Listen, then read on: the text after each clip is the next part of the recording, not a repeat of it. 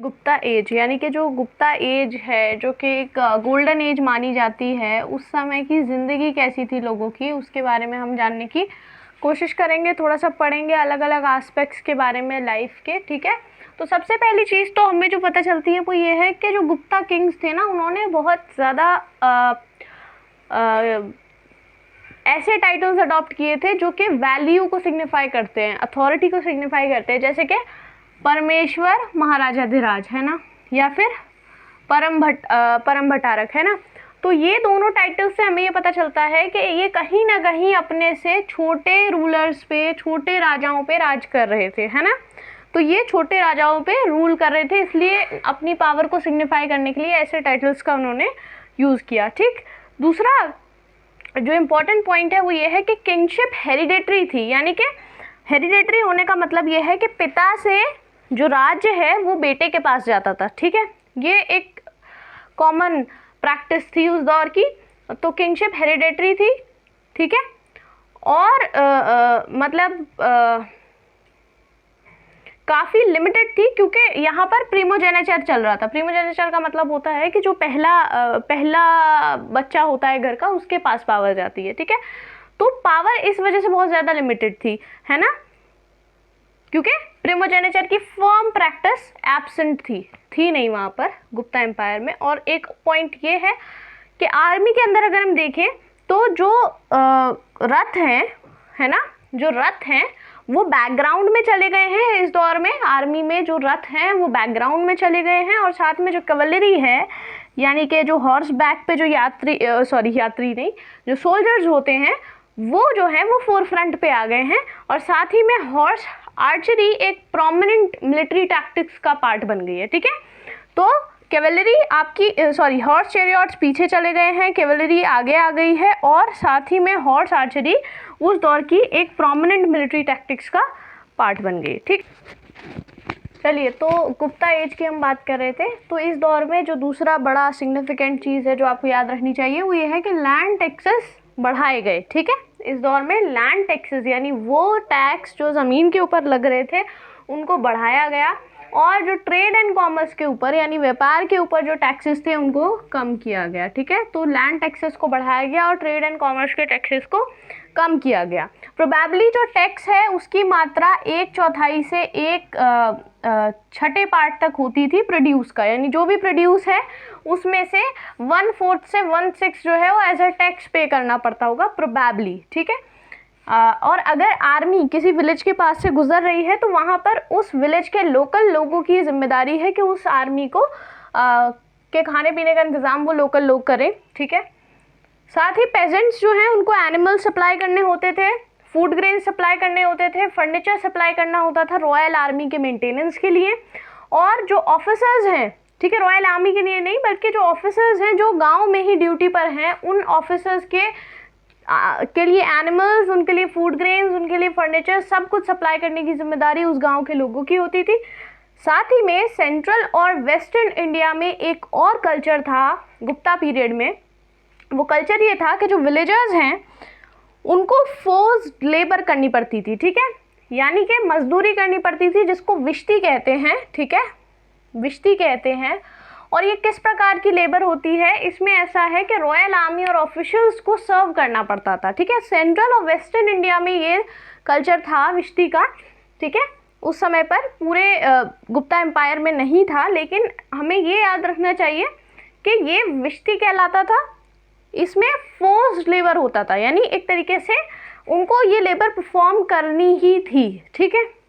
साथ ही सबसे पहली बार हम ये देखते हैं कि इस समय में ही सिविल और क्रिमिनल लॉज को डिमार्केट किया गया कि क्या चीज़ सिविल लॉज के अंदर है और क्या चीज़ क्रिमिनल लॉ के अंडर आती है, ठीक है। जैसे कि थेफ्ट, चोरी और अडल्ट्री, ये दो चीज़ें जो हैं ये क्रिमिनल लॉ के अंडर जस्टिफाई की गई इस टाइम पीरियड पर, ठीक है।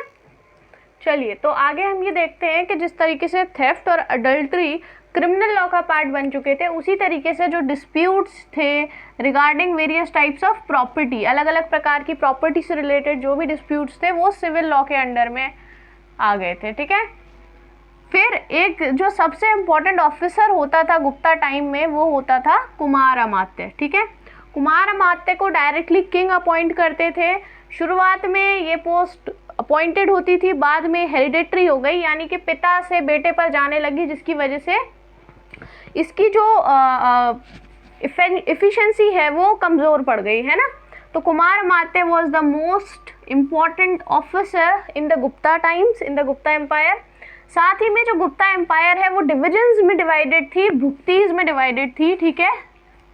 और हर भुक्ती को एक उपारिका के चार्ज के अंडर में रखा जाता था, यानी जो एक भुक्ती पर जिसका कंट्रोल था उसका नाम था उपारिका। उसके बाद में जो भुक्ती है उसको फर्दर डिस्ट्रिक्ट्स में डिवाइड किया गया था, जिसको विषय कहा गया, और विषय को फिर फर्दर डिवाइड किया गया, नहीं, विषय जो था वो विषयपति के अंडर में था। उसके बाद में ईस्टर्न इंडिया में जो विषय है उसको डिवाइड किया गया विथीज में, और विथीज को फर्दर डिवाइड किया गया विलेजेस में, ठीक है। सो हमें ये याद रखना है कि भुक्ती को कौन गवर्न कर रहा है, भुक्ती का चार्ज है उपारिका के पास, और भुक्ती को फर्दर डिवाइड किया गया है विषय में, और विषय का चार्ज है विषयपति के पास। ईस्टर्न इंडिया के केस में सिर्फ भुक्ती को डिवाइड फर्दर किया गया है, विषय को फर्दर डिवाइड किया गया है विथी में, और विथी को फर्दर डिवाइड किया गया है विलेजेस में, ठीक है। चलिए, तो अगला जो टॉपिक है जो कि बहुत इंपॉर्टेंट है वो है trends in trade and agrarian economy, यानी कि जो इकोनॉमी है और जो व्यापार है उसमें क्या ट्रेंड्स चल रहे हैं गुप्ता पीरियड में।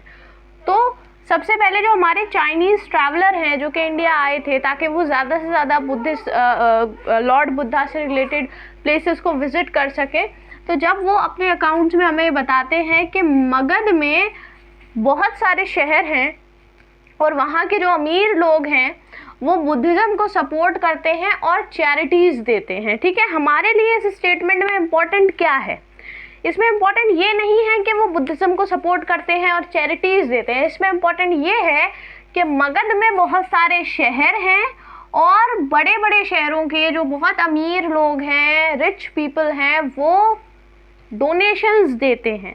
कहने का मतलब ये है कि कहीं ना कहीं इकोनॉमी में अर्बनाइजेशन हम कह सकते हैं कि उस समय मौजूद है, बड़े बड़े शहर हैं और अमीर लोग हैं जो कि ऐसी जगहों को, बुद्धिज़्म को, धर्म को, या हम कह सकते हैं किसी कल्ट को, किसी कल्चर को, किसी टेम्पल को सपोर्ट कर रहे हैं। ऐसे लोग हम उस समय देख रहे हैं, मतलब हम नहीं देख रहे हैं, ट्रैवलर ने देखा तो वो हमें इन्फॉर्म करते हैं, जहाँ से हमें ये स्टेटमेंट, ये बात पता चलती है, ठीक है। एंशिएंट इंडिया के अंदर गुप्ताज ने largest number of gold coins issue किए हैं, ठीक है। इनके पास गोल्ड बहुत था। अब गोल्ड का सोर्स क्या था ये एक अलग मसला है, लेकिन इनके पास गोल्ड बहुत था और गोल्ड कॉइन्स इन्होंने बहुत ज़्यादा इशू किए हैं, बल्कि एंशिएंट इंडिया में सबसे ज़्यादा गोल्ड कॉइन्स इन्होंने इशू किए हैं, ठीक है। लेकिन हाँ, कुषाण पीरियड के जो गोल्ड कॉइन्स थे और इनके जो गोल्ड कॉइन्स थे उसमें थोड़ा अंतर है। कुषाण पीरियड वाले जो थे वो ज़्यादा क्वालिटेटिवली ज़्यादा बेटर थे, ठीक है।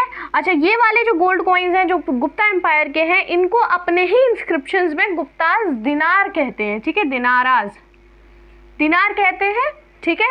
अब इन दिनार की खास बात क्या है, तो हमें पता चलता है कि ये साइज और वेट में रेगुलर होते हैं, यानी कि एक दूसरे जैसे होते हैं, ठीक है, ज़्यादा फर्क नहीं होता है, साइज एक सा होता है सबका, वेट एक सा होता है, एक जैसा होता है। दूसरी चीज़ कि वो हमें बहुत सारे टाइप्स और सब टाइप्स में मिलते हैं, यानी दिनार के टाइप्स हैं, फिर उसकी सब टाइप्स हैं, इस तरीके से हमें ये मिलते हैं। और साथ ही एक बहुत इंपॉर्टेंट पॉइंट ये है कि क्योंकि आपको पता होगा कि सिल्क ट्रेड चलता था, है ना, एंशिएंट इंडिया में, तो वो जो ट्रेड था उसमें इंडिया भी इन्वॉल्व था, गुप्ता एम्पायर इन्वॉल्व था। तो गुप्ता एम्पायर जो है वो कहीं ना कहीं रोमन, ईस्टर्न रोमन एम्पायर को वो सिल्क सप्लाई करता था। लेकिन हुआ ये कि 550 AD तक जो ईस्टर्न रोमन एम्पायर के लोग हैं उन्होंने सिल्क को बनाने की कला सीख ली, और जब सिल्क को बनाने की कला उन्होंने सीख ली तो उन्हें ट्रेड से आने वाली इंपोर्ट की ज़रूरत ही नहीं थी, ठीक है।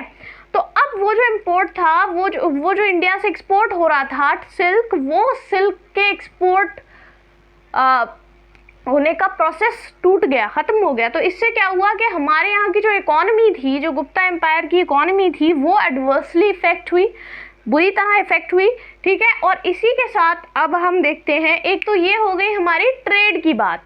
अब बात करते हैं कि लोकली क्या चल रहा है ना, एट दैट टाइम।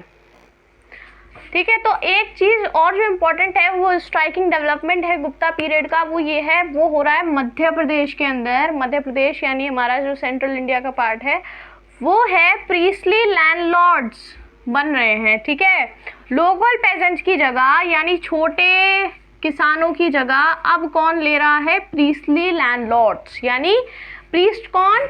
जो आपके धर्म से जुड़े हुए लोग हैं वो, और धर्म से जुड़े हुए लोगों को लैंडलॉर्ड्स वो बन गए हैं। अब इनको जो ग्रांट्स दिए गए हैं, जो कि कहीं ना कहीं गुप्ता एम्पायर में हम ये ट्रेंड देखते हैं कि उनको ग्रांट्स दिए जा रहे हैं, तो उनको जो ज़मीनें दी गई हैं उस ज़मीनों के की वजह से हो ये रहा है कि बहुत सारा वर्जन एरिया का मतलब ऐसा एरिया जहां पहले कभी कल्टीवेशन ना हुआ हो, वो एरिया कल्टीवेशन के अंदर आ रहा है। अब जब कल्टीवेशन के अंदर नया एरिया आ रहा है तो उससे हो ये रहा है कि जो हमारा एरिया अंडर कल्टीवेशन है ना, उसकी मात्रा, उसकी क्वांटिटी, उसका अमाउंट बढ़ रहा है। ठीक है, बहुत अब और भी ऐसी जगहें हैं जहां पर एग्रीकल्चर हो रहा है। अब एग्रीकल्चर हो रहा है, इसकी वजह से हम देखते हैं कि बहुत से सामाजिक बदलाव भी आएंगे गुप्ता एम्पायर में। ठीक है, तो देखिए अब हम बात करते हैं स्टेट ऑफ बुद्धिज्म की। सोशल डेवलपमेंट भी हमें बात करना है कि क्या क्या सामाजिक बदलाव आए थे उस दौर में, लेकिन वो क्योंकि बड़ा टॉपिक है तो हम उसकी बात दूसरे पार्ट में करेंगे। अभी हम बात कर लेते हैं स्टेट ऑफ बुद्धिज्म की, यानी बुद्धिज्म की क्या स्थिति है उस दौर में। ठीक है, गुप्ता टाइम्स में। तो ये एम्पायर हटा के यहाँ टाइम्स कर लीजिएगा। ठीक है, तो बुद्धिज्म जो है अब उसको रॉयल संरक्षण नहीं मिल रहा है। ठीक है, जैसे मौर्यन एम्पायर में था बुद्धिज्म